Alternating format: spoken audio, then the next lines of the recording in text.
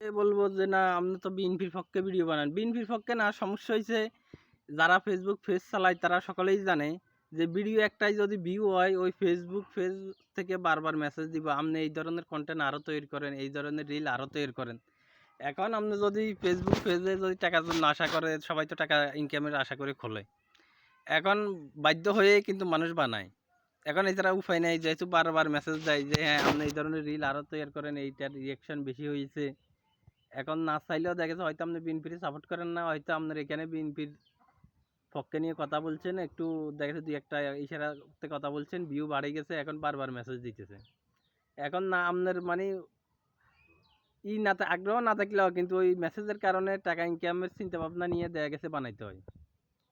এখন আমাদেরকে না, আমি এমনি ব্যক্তিগতভাবে বিএনপির পছন্দ হয় না, কিন্তু এখন দেখা গেছে ওই আমার এখানে বিএনপি নিয়ে বানাইছি আর একটা দুইটা ভিউ হয়েছে, এখন খালি ওই মেসেজ দিব আপনি এই রিল আরও